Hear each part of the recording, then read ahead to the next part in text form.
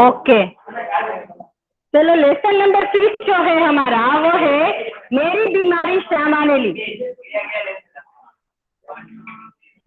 5 આપણે શરૂ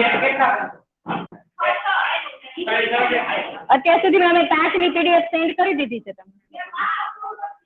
ઓકે રેહાન તારી બુક લઈ લે। કઈ બીજી ના અહીંયા છે।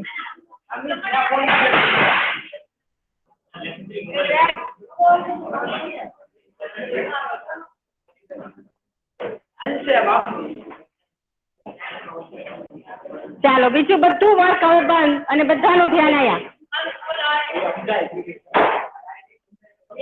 હા તો સમજાવી ચાલુ ભજન બધાને। રેહાન તારે વાત જ કરવી હોય તો તું ની બે બાર જઈને પેલા વાત કરી આવ। બરોબર। लेसन नंबर 6 जो है वो है मेरी बीमारी श्यामा ने ली। तो ये श्यामा कौन है आप सब जानते हैं? वो है हरिवंश राय बच्चन यानी कि अमिताभ बच्चन की पहली माता यानी कि उसके पिता की पहली पत्नी। अमिताभ बच्चन जो है उसकी 2 माँ थी। पहली माँ का नाम था श्यामा और दूसरी माँ का नाम था तेजी बच्चन। उसकी अपनी माँ का नाम था तेजी। यस श्यामा। तो हरिवंश राय की पहली पत्नी जो थी श्यामा उसके बारे में यहाँ पर हमें हरिवंश राय जी ने एक कहानी यानी कि अपने जीवन का किस्सा बताया है। तो श्यामा जो थी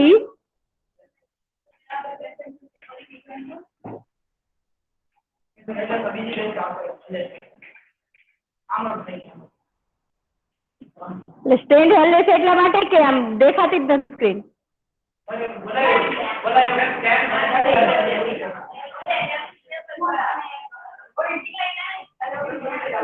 સ્ક્રીન નથી દેખાતી શું થાય છે?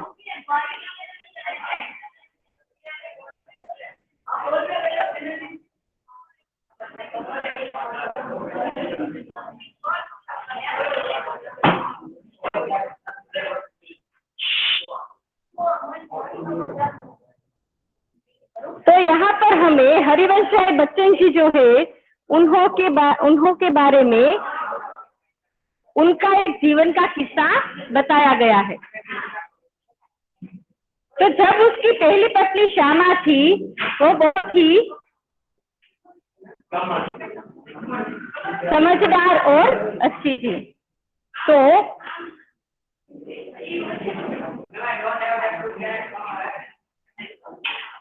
क्या मल्ले से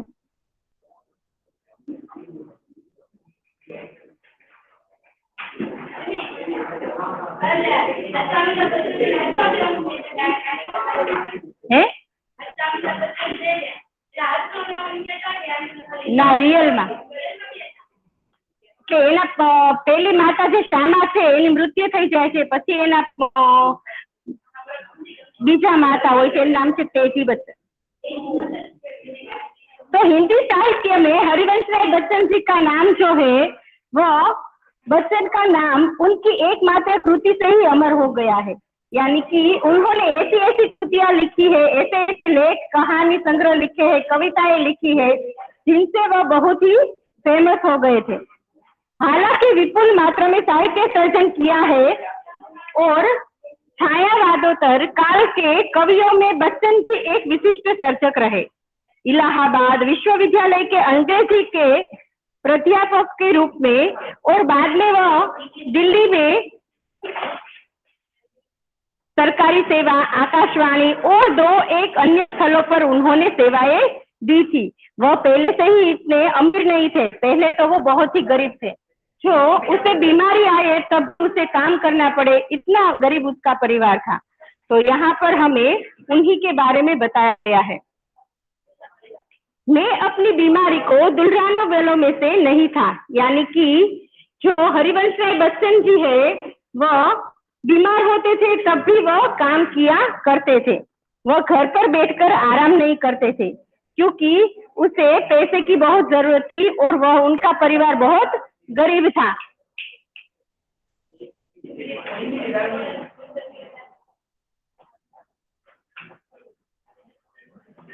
सच कहूं तो मैं अपनी बीमारियों के प्रति प्राय निर्भय था। यानी कि वह डरने वाला नहीं था कि डर कर वह अपनी बीमारी से लेकर घर पर बैठ जाए या आराम करे या काम से छुट्टी ले ले, ऐसा नहीं था।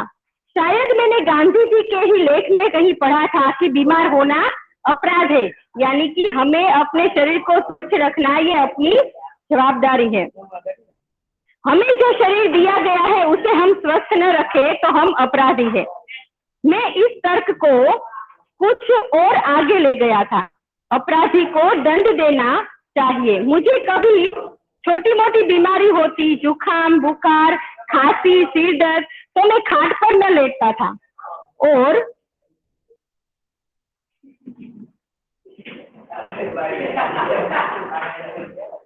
बात जाऊं છે મોઢું બંધ રાખો ને તો માટી આપણે ભાઈ તમને બોલ તારે હોવાની શું જરૂર છે મોटे मोटे की।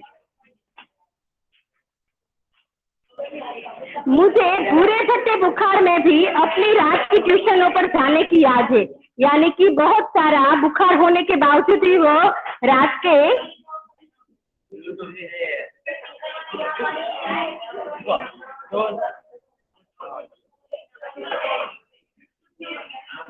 वो ट्यूशन कराने जाया करते थे। और बुखार की गर्मी और तेजी में तो मैं और भी जोश से पढ़ा था। और मजदूरी करके रोटी कमाने वाले को बीमार पड़ने का क्या अधिकार है। यानी कि ये जो अमीर लोग हैं वह बीमारी में घर पर सोते हैं, लेकिन गरीब लोगों को घर पर सोने का मौका नहीं मिलता है। गरीबों को उसे अपने पीछे न लगाना चाहिए। लिखने में तो मैं ऊंचा बुखार मुझे सब तरह से सहायक और प्रेरक और प्रोत्साहक लगता था। एक तरह की आग जिससे मेरी अनुभूतियों को ताप आता था, जिससे मैं गल पिघल कर मेरा हृदय जलता था। यानी कि जब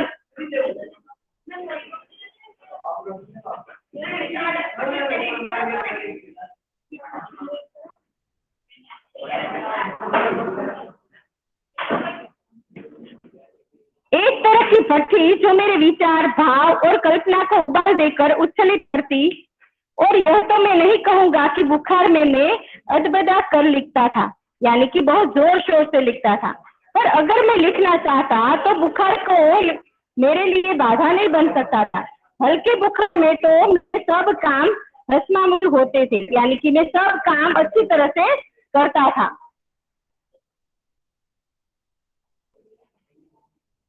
कोई मेरा बदन छूकर कभी कहता था कि तुम्हें तो बुखार है, और मैं पट से जवाब देता था कि बुखार है और मैं भी हूँ। शायद किपलिंग ने भी अपनी आत्मकथा में लिखा है कि कभी कभी उसे बुखार में काम करना पड़ता था। किपलिंग जो है वो भी एक बहुत बड़े लेखक थे। और किपलिंग जब बुखार में होता था तो अच्छी कहानियां वो लिखते थे। बुखार में कम लिखने के लिए मुझे याद नहीं कि वह कैसा बन पड़ा। इसका निर्णय मैं न देना चाहूंगा। प्रसंगवश मुझे याद रह गया कि अपनी दो सबसे बड़ी कविताएं छात्र के नोबेल पुरस्कार ठुकरा देने पर और दो चट्टान अथवा सिसिफस बक्सर हनुमान मैंने प्लूरिसी में पड़े पड़े लिखी थी। प्लूरिसी यानी कि क्षय नाम की बीमारी। मेरी भाषा है क्षय यानी कि टीबी और प्लूरिसी यानी कि क्षय या टीबी। बहरहाल जब मैं अपनी जवानी पर था, बीमारी मुझे पराजित न करती थी। मैं ही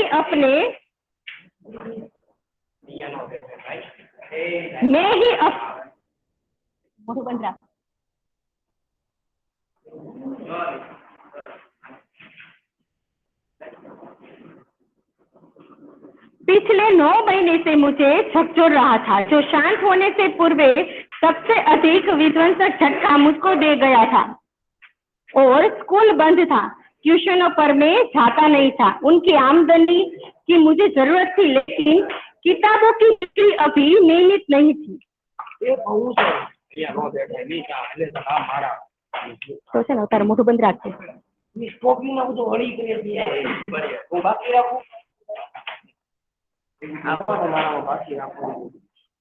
हाँ तो 12 दिन बाकी हो जाओ, मोढ़ું બંધ રાખ।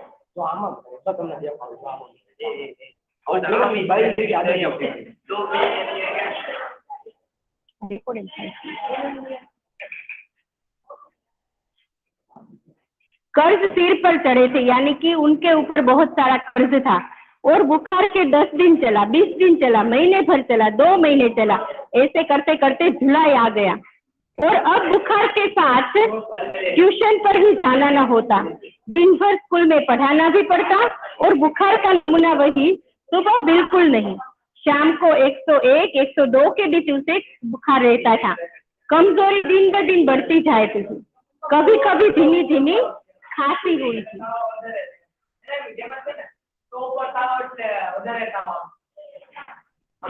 कभी कभी धीमी धीमी खांसी भी आती थी, यानी कि टीबी होय ने ई लोकोने फेफसानी बीमारी कहेवाय, એટલે એને ખાંસી ને શરદી ને તાવ ને એવું બધું રહ્યા કરે। એમાં એનું શરીર છે ને એકદમ નબળું પડી જાય છે, કમજોરી આવી જાય છે। दवा और शौक क्या, दवा बाटू एक होम्योपैथिक करता था। कभी कभी सोचता क्या मुझे तपेदिक हो गया है। हो गया हो तो एलोपैथी का इलाज तो अपने बूते के बाहर। एलोपैथी यानी कि આપણે જે આપણે ડોક્ટરો પાસેથી જે દવા લઈએ છીએ ને એને એલોપેથિક કહેવાય, અને હોમિયોપેથિક यानी कि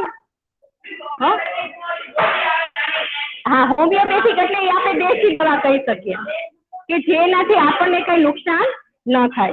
26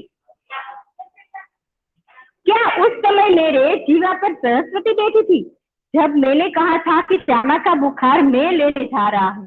बैठी हो तो कितना अच्छा है। क्या मैं बीमार हूँ इसलिए श्यामा स्वस्थ है, जिससे पिछले 6 वर्षों से इन महीनों में ज्वर मुक्ति नहीं जानी है।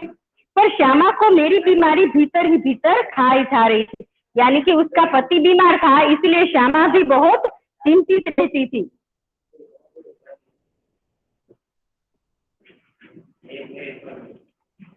ચોપડા હો તો બહાર ખા કરી દઈશો તમે, બહુ હોશિયારી કરો છો।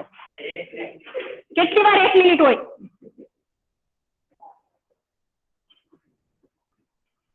6 वर्षों से इन महीनों में ज्वर मुक्ति नहीं थी, यानी कि थोड़ी सी भी उसे शांति नहीं थी। और श्यामा उसकी चिंता कर रही थी कि इसके तबीयत कब ठीक होगी। उसने अपने इच्छा बल से जैसे अपने को स्वस्थ कर लिया था कि वह भी कहीं मेरी चिंता न बन जाए। उसके अतिरिक्त भी मेरी बीमारी का शायद किसी को पता भी न था, क्योंकि सारे काम तो मैं सामान्य रूप से किए जाता था। यानी कि इनको इतनी बीमारी थी, इतना बुखार रहता था, फिर भी वह अपने खुद के काम सारे वो किए करते थे। गर्मी में तो कभी थोड़े बहुत दुबले हो जाते हैं। एक दिन उसने मुझसे कहा कि बीके मुखर्जी से अपनी परीक्षा कराओ, यानी कि टेस्ट कराओ, दिखाओ डॉक्टर को कि मुझे क्या है। मैंने टाल मटोल की तो उन्होंने ब्रह्मास्त्र छोड़ दिया। टाल मटोल करना यानी कि बात को टालना, और ब्रह्मास्त्र छोड़ दिया यानी कि उसने ऐसी बात कही जो मुझे अच्छी नहीं लगी। उसने कहा कि मैं जब तक अपने को डॉक्टर को न दिखलाऊंगा वह खाना नहीं खाएंगी। ब्रह्मास्त्र तो मानना ही था। डॉक्टर मुखर्जी को भय था कि वो मुझे क्षय का आक्रमण कर देंगे, यानी कि वो बता देंगे कि यदि मुझे क्षय है तो मैं बहुत, हमारे घर वाले और हम सब चिंतित हो जाएंगे। क्या मेरी विदा का समय आ गया था, यानी कि मेरी मृत्यु का समय आ गया था? क्या इतने ही दिनों के लिए आया था? इतने ही गाने गुनगुनाते, केवल इतना श्रम संघर्ष करने और इतने दुख संकट उठाने?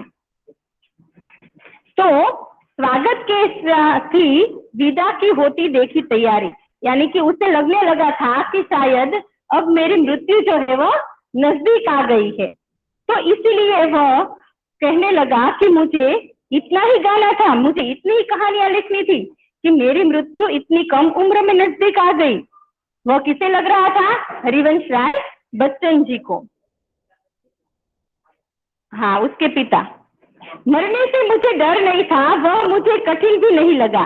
कठिन लगा मेरे मरने के पहले का जीना, यानी कि उनके घर की हालत और उसके परिवार के लोगों को देखकर उसे बहुत कठिन लग रहा था कि इन सब का क्या होगा मेरी मृत्यु के बाद।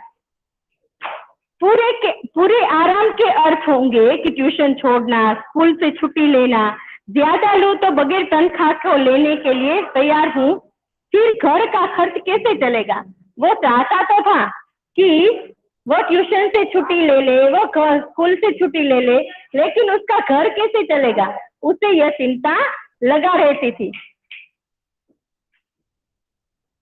शालिग्राम केवल अपनी तनख्वाह के बल पर घर नहीं चला सकते। शालिग्राम यानी कि हरिवंश राय के छोटे भाई, उनकी तनख्वाह इतनी कम थी कि उनकी तनख्वाह पर उनका घर नहीं चल सकता। कल उनकी बदली हो सकती है, तब वे एक पैसे भी घर भेजने की स्थिति में न होंगे। शायद उनकी बदली हो जाएगी, उनकी ट्रांसफर हो जाएगी, तो ये घर पर कुछ पैसे भी नहीं भेज पाएगा। महंगी महंगी दवाएं कहाँ से आएगी, यानी कि क्षय की बीमारी में दवाएं तो लगती है, तो उसकी इतनी महंगी दवाएं वह कहाँ से लाएगा? किताबों से आमदनी अनियमित और अनिश्चित है, कर्ज भी अदा करने को कम नहीं है, यानी कि उनके ऊपर कर्ज भी इतना था और घर को चलाने की भी जिम्मेदारी थी। तो वो चाहते थे कि मेरी ये कमाई के ऊपर ही ये सब चलता है। तो उसका छोटा भाई जो है उसकी आमदनी बहुत कम थी, तो उसकी आमदनी पर ये सब नहीं हो पाएगा। श्यामा ने मेरी बीमारी सुनी तो वो कांप उठी, यानी कि उसे पता चला कि इनको क्षय की बीमारी है, यानी कि टीबी है, तो वह एकदम से कांप उठी, पर तुरंत संभल भी गई, दृढ़ भी हो गई, यानी कि मजबूत हो गई। जैसे उनके पल भर में अनुभव कर लिया कि उसका कांपना में सहन नहीं कर सकूंगा, यानी कि वह श्यामा यदि दुखी होगी तो हरिवंश राय जी जो है वो सहन नहीं कर पाएंगे। इस खबर से मेरे माता पिता को तो लकवासा मार गया, यानी कि एना माता पिता ने तो आम एटेक जेवुं आवी गयुं, लकवानी बीमारी जेवुं थई गयुं। पिताजी धैर्यवान व्यक्ति थे, उन्होंने मुझसे कहा घबराओ नहीं, हम घर बैठकर भी तुम्हारा इलाज करवाएंगे। यदि हमारे घर में भी कोई व्यक्ति बीमार हो और हमारे घर में पैसे ना हो तो हम सब भी टेंशन में आ जाते हैं कि अब इसकी बीमारी का इलाज हम कैसे करवाएंगे। तो ये हरिवंश राय जी बच्चन का भी ऐसे ही उनके साथ होता है कि उनके घर में सब सोचने लगते हैं कि अब इस बीमारी का हम कैसे उपाय करेंगे, इसका इलाज भी हम कैसे कर पाएंगे। मैंने कुछ दिनों के लिए ट्यूशन और स्कूल से छुट्टी ले ली। किताबों की बिक्री से कुछ रुपये पड़े थे, यानी कि वो लेखक थे, कवि थे बड़े, तो उसके किताबें जो है वो बिकती थी, लेकिन उससे उतने पैसे नहीं आते थे कि उसका घर चल सके और उसका कर्ज भी अदा हो सके। उनसे दवाएं मंगा ली और चारपाई पर लेट गया। यानी कि उसे इतनी बीमारी फैल गई, इतनी ज्यादा हो गई कि उसे लेटना पड़ा। श्यामा की सेवा साकार हो गई और श्यामा ने उसकी बहुत सेवा की, जिनसे वह ठीक हो गए। डॉक्टर ने निश्चित होकर आराम लेने के लिए कहा था और डॉक्टर ने कहा था कि आप थोड़ा सा आराम ले ले, तब आप ठीक हो सकेंगे। जब बहुत कुछ करने को रहता था तो चिंता के लिए समय ही कहाँ था। अब तो चिंता ही चिंता करनी थी। जब हम काम में यानी कि कोई बिजी होते हैं तो हमें अच्छे बुरे कोई भी ख्यालात नहीं आते, लेकिन जब हम फ्री होते हैं तो हमें बहुत सारे ख्यालात आते हैं। तो जब ये लेट गए थे तो उसे नए नए विचार भी आते थे कि अब क्या होगा, कैसे होगा, सब चिंता हो रही थी। विशेष चिंता भी मुझे सिर पर चढ़े कर्ज की, यानी कि उसके ऊपर बहुत सारा कर्ज था, उसकी उसे चिंता रहती थी। मेरा इलाज हो या न हो पर कर्ज की किस्तें तो जानी ही चाहिए। यानी कि આપણે જ્યારે કોઈની પાસેથી કર્જ લઈએ છીએ ત્યારે આપણે એને મહિને મહિને વ્યાજ તો ચૂકવવું જ પડે છે। ભલે આપણે એને રોકડા પૈસા જેના મૂળ પૈસા હોય એ એને આપણે આપી ન શકીએ, પણ આપણે એનું વ્યાજ તો એને ચૂકવવું જ પડે છે। એટલે હિન્દીમાં તેને શું કહેવાય છે? કિસ્તે કહેવાય છે વ્યાજને। उनकी नियमित अदायगी के साथ मेरी साख जुड़ी थी और उसका जाना मेरे मरने से पहले ही मेरी मौत होगी। श्यामा के लिए पारदर्शी दर्पण था, यानी कि श्यामा कैसी थी? एकदम ट्रांसपेरेंट थी, यानी कि उसके मन में जो आए वो सब वो कह देती थी। उसने पूछा किसी बात से चिंतित हो तो चिंता ही खाती रहेगी तो दवा का क्या लाभ हो जाएगा। श्यामा जो है वो हरिवंश राय बच्चन जी को कहती है कि यदि आपको किसी बात की चिंता है तो यदि आपको चिंता रहेगी तो आपके ऊपर दवा का कोई असर नहीं होगा। मैंने कहा ट्रेड सोसाइटी के मुझ पर 400 कर्ज है, करीब 100 अन्य मित्रों के। उसने जो उत्तर दिया उससे मैं चौंक पड़ा और सहसा उठकर उसे घूर कर देखने लगा, जैसे श्यामा को एक बार फिर से पहचानने की जरूरत हो। उसने कहा था कर्ज तो मैं तुम्हारे मरने के बाद भी उतार दूंगी, तुम इसकी चिंता छोड़ दो। यानी कि वो गुस्से में कहने लगी कि એટલે એનો કહેવાનો મતલબ એવો હતો કે તમે એટલી બધી ચિંતા કરશો તો તમને ઠીક થશે નહીં, તમે સારું થશે નહીં, એટલે તમે આ ચિંતા છોડી દો। પણ એ છતાંય તમે જો ચિંતા કર્યા જ કરશો તો તમારા મર્યા પછી પણ હું આ કર્જ છે એ તો હું ચૂકવી દઈશ, એની चिंता તમે ન કરો, એમ ગુસ્સેથી આવીને એને કહી દે છે। मैं सोचने लगा श्यामा ने वज्र सी अपनी छाती पर रखकर ये वाक्य कहा होगा, मुझे चिंता मुक्त रखने को वह क्या नहीं कर सकती थी। यानी कि वह कहते हैं कि ये श्यामा जो है वो मुझे बीमारी से मुक्ति दिलाने के लिए ये सब बोल रही है। उसने कहा था कर्ज तो मरने के लिए तो जो मैंने आपको छोड़ दिया था वह मुझे एकदम गलत लगा। मुझे अपने लिए नहीं तो श्यामा के लिए जीने का संघर्ष करना चाहिए। यानी कि उसने क्या किया था, वो चारपाई पर लेट गए थे और दवाई शुरू कर दी थी और उसे लगा कि अब मैं नहीं जीऊंगा। बाद में उसे लगता है कि ये सब ठीक नहीं होगा, मुझे अपने आप में इतनी हिम्मत लानी पड़ेगी और मुझे जीने के लिए संघर्ष करना पड़ेगा। श्यामा के लिए जीवन में कुछ नहीं किया, कभी करने के योग्य ही नहीं रहा। यानी कि मैंने श्यामा अपनी पत्नी के लिए अपने जीवन में कुछ नहीं किया है, तो मुझे इसके लिए कुछ करना होगा।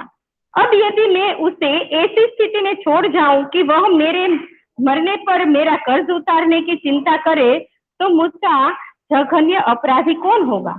यानी कि मारा मर्या पछी जो हूँ एनी ऊपर कर्ज ने बधुं मूकीने जाऊं तो मारा जेवो अपराधी बीजो कोई ज न होय। नहीं, मैं श्यामा के लिए चिंता नहीं छोड़ जाऊंगा, जीने का रास्ता खोजूंगा। यानी कि मारे हवे जीवવું જ પડશે, मारे जीववा माटे કંઈક કરવું જ પડશે। હું મારા ઘર પરિવાર ઉપર આ चिंता छोड़ीने न जई सकूं।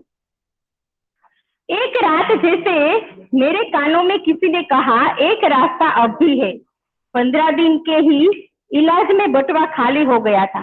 मैं कदापि नहीं चाहता था कि पिताजी घर को हाथ लगाए और अपनी वृद्धावस्था में शांति से बैठने को चाहे उनको भूखे नंगे ही क्यों न बैठना पड़े। उन्होंने एक शरण स्थल बनाया था, मैं उससे उन्हें वंचित करने का कारण नहीं बनना चाहता। पहले उसे क्या विचार आया कि क्यों ना मैं अपने घर जो है वो बेच दूं तो ये मेरा कर्ज भी उतर जाएगा और मेरी बीमारी का भी, दवाई का खर्चा भी हो जाएगा और हमारा घर खर्च भी चलेगा। तो बाद में उसे विचार आता है कि मैं ऐसा नहीं कर सकूंगा क्योंकि अपने वृद्ध माता पिता को मैं बेघर नहीं बना सकूंगा। तो पर यह भी नियति का एक व्यंग्य था कि मेरे माता पिता दोनों में से किसी को अपनी छत के नीचे अपने अंतिम श्वासें छोड़ने का योग नहीं बना था। ना जाने राम कहाँ लागे माटी, पर उस समय में कैसे जानता। और एक दिन मुझे वह रास्ता दिखाई दिया जिस पर अपने बल चलकर मैं अपनी चिंताएं समाप्त कर सकता था। किसी के लिए, विशेषकर श्यामा के लिए, मैं कोई चिंताएं नहीं छोड़ूंगा। यानी कि मारा मर्या પછી હું કોઈ ઉપર चिंता છોડીને જવા માંગતો નથી, પછી મારે કોઈ પણ કામ કેમ ન કરવું પડે। इस संकल्प ने मुझे दृष्टि भी दी और बल भी दिया। मैंने डॉक्टर बी के मुखर्जी के पास जाकर कहा, डॉक्टर साहब आप इलाज बहुत महंगा है, आपका इलाज बहुत महंगा है, मेरे पास आपके इलाज के लिए पैसे नहीं है। इसके पूर्व कि मैं कुछ और कहूँ या पूछूं, उन्होंने अपने बदनाम मुंहफट स्वभाव से कहा, पैसे नहीं है तो मर जाओ। मुझे जीवन में चुनौती से ही बल मिलता था। पहले उसकी पत्नी ने क्या कहा था कि तुम्हारा कर्ज जो है वो तो मैं तुम्हारे मरने के बाद भी उतार दूंगी, और यहाँ पर डॉक्टर क्या बोलते हैं कि पैसे नहीं है तो मर जाओ। मुझे ऐसी ऐसी चुनौती भरी बातों से ही बल मिलता था। वे यदि मुझसे 100 बरस जीने का आशीर्वाद भी देते तो शायद जीने के लिए संघर्ष करना पड़ता। करने का मुझ में इतना बल न आता जितना कि उन्होंने कहा कि जाओ मरो। ये शब्द ने मुझे बल दे दिया। लड़कपन में मेरे पड़ोसी बाबू मुक्ता प्रसाद ने लुई कुने के पानी के इलाज से मुझे परिचित कराया और मेरी ऐसी बीमारी के लिए ठंडे पानी के टब में बैठकर सीट बाथ लेने का विधान था। और एलोपैथी में क्षय के रोगी को दूध, घी, मक्खन, अंडा अधिक से अधिक दिया जाता था और कुने के इलाज में चिकना मना था। सिर्फ कच्ची सब्जियां, फल, भीगे चने, गेहूं आदि पर रहना था। न दवाई पर कुछ खर्च, न खुराक पर कुछ खर्च। यही इलाज तो मेरी स्थिति के लिए अनुकूल था। यानी कि उसकी बीमारी जो है ना, उसमें क्षय के रोगी को दूध, घी, मक्खन, अंडा ऐसा अधिक दिया जाता था। और बेटा તમને કેટલી વાર ના પાડવાની? હું લઈ લેતો એ બુક અને મને ખબર છે તમે શું કરો છો।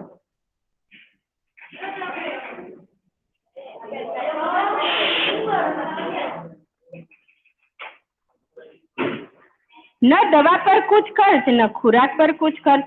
यही इलाज तो मेरी स्थिति के अनुकूल का था और कामकाज साधारण किए जाना था। मैंने बी के मुखर्जी का नुस्खा फाड़ डाला और कुने के अनुसार सीट बात आरंभ कर लिया और तदनुसार खुराक भी आदि रखी और स्कूल भी जाने लगा। केवल रात वाली ट्यूशन छोड़ दी थी।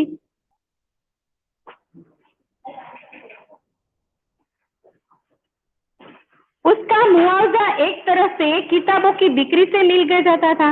श्यामा ने मेरा विरोध न किया। जीवन भर मैं जिस रास्ते पर भी चला उसने स्वस्ति पंथा कहा, यानी कि तुम सही रास्ते पर चलते हो, और मेरे पीछे चली। मेरी स्नान चिकित्सा के संबंध में भी वह प्रतिदिन अपनी सेवा सहयोग देती रही। सबसे अधिक अपने इच्छा बल से उसने मुझे अपने रास्ते पर न ठहरने दिया, न पीछे फिरने दिया। राह पकड़ तू एक चलाचल पा जाएगा मधुशाला, ये उसकी कविता है। लेकिन अपने रास्ते पर ठहरने दिया, न पीछे फिरने दिया। राह पकड़ तू एक चलाचल। लेकिन अपने अडिग इच्छा बल से उसने जो भी सबसे बड़ा सहयोग दिया और जो सबसे बड़ा चमत्कार किया वह यह था कि जितने दिन मेरा इलाज चलता रहा उसने अपने सारे रोगों को जैसे कील दिया था। यानी कि श्यामा को भी बीमारी हो गई थी, लेकिन उसने ये बीमारी दिखाई नहीं क्योंकि हरिवंश राय जी बच्चन जो है उसका इलाज चल रहा था और वो ठीक होने जा रहे थे, इसलिए उसने अपनी बीमारी छुपाए रखी। किसने छुपाई रखी अपनी बीमारी? श्यामा ने। कभी एक उंगली दुखने की भी शिकायत उन्होंने नहीं की थी। शायद उसके प्रति इस निश्चिंतता में मुझे अपने रोग से लड़ने का जितना बल दिया उतना किसी चीज ने नहीं दिया। यानी कि हरिवंश राय जी बच्चन जो है वह अब थोड़े थोड़े ठीक होने लगे और इस आत्मनियंत्रण और आत्म ग्रह की इच्छा बल हठ योग की समझ में नहीं आता था। जिस दिन मैंने सामान्य भोजन किया 15 अप्रैल 1936 को, ठीक उसी दिन वह चारपाई पर गिरी और फिर न उठी। यानी कि हरवंश राय बच्चन जी जो है वो जिस दिन ठीक हो गए, ठीक से खाना खाने लगे, उसी दिन जो है वो श्यामा चारपाई पर लेट गई, यानी कि वह भी बड़ी बीमारी में पड़ गई। 216 दिन बराबर रोग शैया पर पड़े रहने के बाद 17 नवंबर 1936 को उसने अपना शरीर छोड़ दिया। यानी कि हरिवंश राय बच्चन जो है वह तो ठीक हो गए, लेकिन 2 साल यानी कि 2 साल नहीं, सॉरी, 216 दिन वह रोगी रही और वह चारपाई पर लेटी रही और पलंग खाट लो। और 17 नवंबर 1936 को उसने अपना शरीर छोड़ दिया, यानी कि उसकी मृत्यु हो गई। श्यामा के और अपने विवाहित जीवन के अंतिम 18 महीनों में मुझे उसे दोनों को मौत के साथ संघर्ष करना पड़ा। पहले किसे मौत के साथ संघर्ष करना पड़ा? हरवंश राय बच्चन को। बाद में श्यामा ने उसकी बीमारी जो है वो बीमारी में उसकी मदद की और उसकी सेवा की, उसे ठीक कर दिया। लेकिन श्यामा उसके बाद बीमार पड़ जाती है और उसकी मृत्यु हो जाती है। मेरे संघर्ष में श्यामा ने इतनी आंतरिक मंगल कामना दी, इतना सहयोग दिया, इतनी सेवा दी, इतना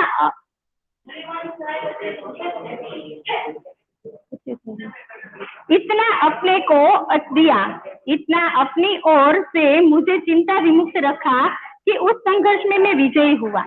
पर उसके संघर्ष में बहुत मैंने अपनी शुभकामना दी, बहुत सहयोग दिया, बहुत सेवा की, लेकिन फिर भी वह पराजित हो गई, यानी कि उसकी मृत्यु हो गई। तो संभवतः एक मोर्चे की कमजोरी से वह मेरे विषय में मृत्यु की अंतिम सांसों तक चिंता मुक्त नहीं हो सकी, यानी कि अंत तक उसे मेरी चिंता रहती थी। तो क्या हुआ? ये कहानी का नाम क्या है कि मेरी बीमारी श्यामा ने ली। यानी कि हरिवंश राय बच्चन जो है वो ठीक हो गए और उसकी बीमारी श्यामा को मिल गई और श्यामा की मृत्यु हो जाती है।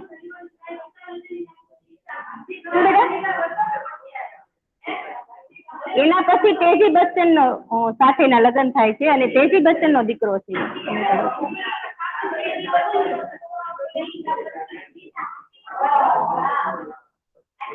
रियल स्टोरी है।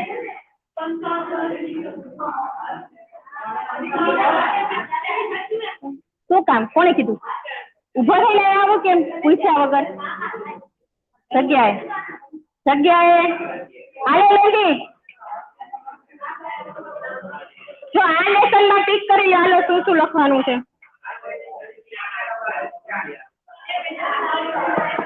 બોય ટેક્સ્ટબુક માં ટીક કરી લો। એ બેટા